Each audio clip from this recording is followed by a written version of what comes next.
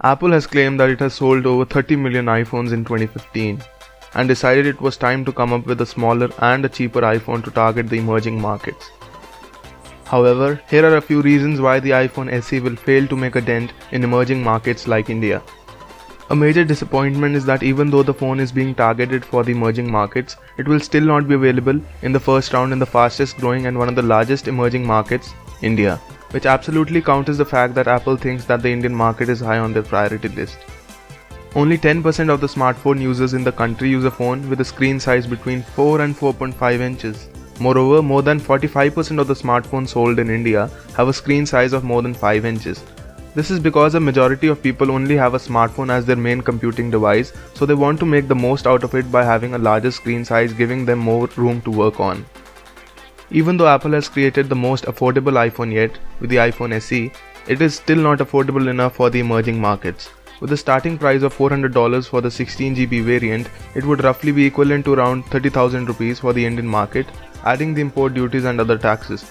And a smartphone costing this much is still considered to be falling in the premium smartphone category, which holds a share of only 3% in the Indian market. And 60% of the phones bought in this category are phablet phones with screen sizes of more than 5 inches.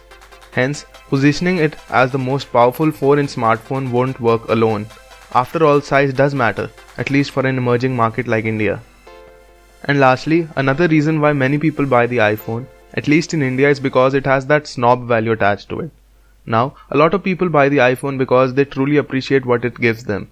But a lot, especially in India, also buy it because it is an iPhone, and carrying an iPhone has somewhat been considered as a status symbol in the country. Unfortunately, the iPhone SE falls rather weak on this symbolism part, and thanks to it being so similar in looks to an iPhone 5s and the cheap iPhone tag being attached to it, doesn't help it much either. Unfortunately, with all these gaps in the iPhone SE for the Indian market, it is improbable that Apple could manage to turn the tides in the smartphone market in India. Even if Apple does manage to grab 100% of the market share in the price range it is in, it would only make a market share of around 3.5 to 4% to the already existing market share of 2.1%. Even though it does feel like a good jump, but it seems highly unrealistic to achieve. So given the market situation at the moment, Apple should really consider their marketing strategy and the segment of market they really want to be targeting with such a price point. So that's pretty much it for this video, guys. Tell me what you think about the future of the iPhone SE in the emerging markets, particularly in India, and like the video if it was helpful to you, and do subscribe if you want to know more about the latest news about various smartphones and tech in general. So thanks once again for watching, and I'll see you in the next video.